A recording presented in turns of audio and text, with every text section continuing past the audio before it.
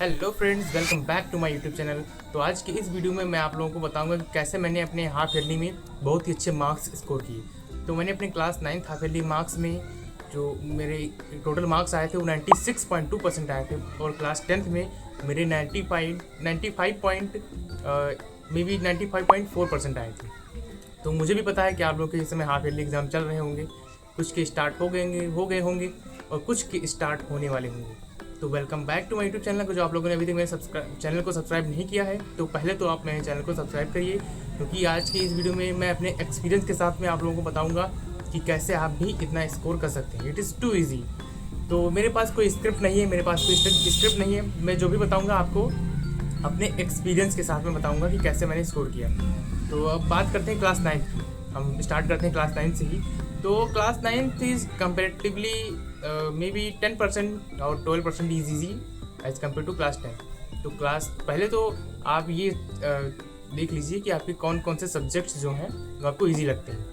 जैसे जो मेरे कंपेरिजन में बात किया जाए तो मुझे बायोलॉजी जो था और ये मतलब साइंस का जो पूरा पोर्सन था, साइंस में थोड़ी फिजिक्स थोड़ा हार्ड लगती थी, लेकिन मैं साइंस को भी कंसीडर कर रहा हूँ।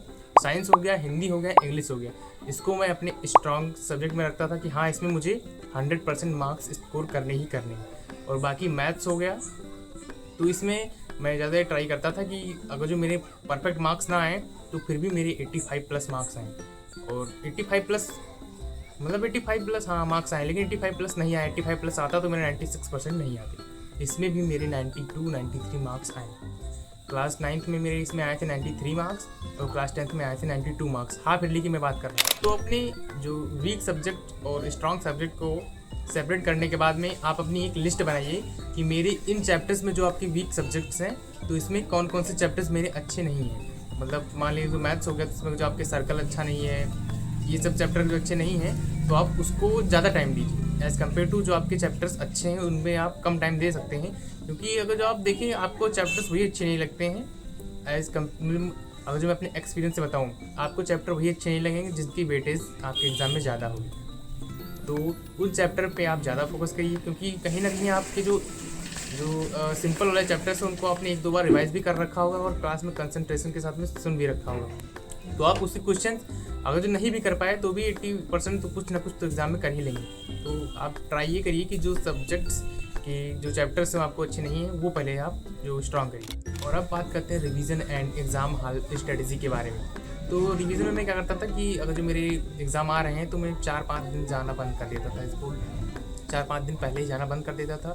वैसे भी मेरे एग्ज़ाम के बीच में 1 या 2 दिन का गैप मिलता था, तो उससे भी पहले मैं 3 दिन से या 4 दिन से पहले एग्ज़ाम स्कूल जाना बंद कर देता था एग्ज़ाम से पहले। तो उसमें मैं अपनी रिवीजन करता था डेली के डेली, लगभग 12 घंटे 11 घंटे हर सब्जेक्ट के जो मेरे वीक थे उसको मैं रिवाइज़ करता था। और आप भी ऐसा ही करिए। और एग्ज़ाम हॉल में जाने के बाद में अगर जो आप पैनिक हो गए तो आप नहीं कर पाएंगे।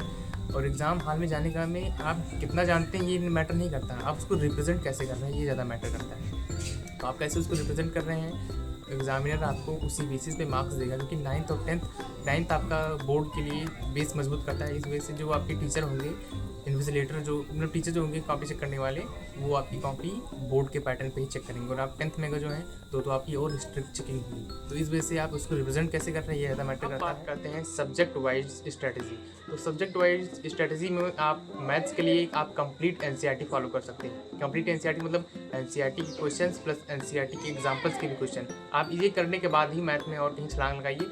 मैं तो मैथ्स में ही करता था, और मेरे टीचर ऐसे थे कि वो जो एक्स्ट्रा क्वेश्चन जो कराते थे, मतलब कि जैसे एनसीईआरटी तो करा दी, एनसीईआरटी एग्जाम्पल बोल देते थे कि आप एचडब्ल्यू कर लीजिए, और बाकी जो एक्स्ट्रा क्वेश्चन होते थे वो खुद से करा देते थे। तो उसमें से ही क्वेश्चन आ जाते थे, उसमें से नहीं लगे उस टाइप के। और हिंदी और इंग्लिश के लिए तो आपको बार बार पढ़ना पड़ेगा, क्योंकि हिंदी और इंग्लिश में इंप्रेस करने के लिए आपको जो एनसीईआरटी में आपकी बुक में जो लाइंस हैं वो आपको उसमें रखनी पड़ेगी। और सोशल साइंस के लिए आप टाइम लाइन बनाइए, टाइम चार्ट बनाइए, और उसमें आप मैप बिल्कुल भी मत भूलिए उसके सोशल साइंस के लिए। और साइंस के लिए एनसीईआरटी को आप गीता बाइबल पुराण मानिए। मैं हर बार ही कंक्लूजन में मैं आपको ये बताऊंगा कि ये मैटर नहीं करता है कि आप डेली कितना पढ़ते हैं, 10 घंटे पढ़ते हैं। मैटर ये करता है कि आप कंसिस्टेंटली पढ़ रहे हैं कि नहीं पढ़ रहे हैं। The complete planning is NCERT focused and the smart work. आप कितना स्मार्ट वर्क कर रही है, नहीं कि आप 10 घंटे एक दिन पढ़ ले फिर 3 दिन पढ़ ही नहीं रहे हैं।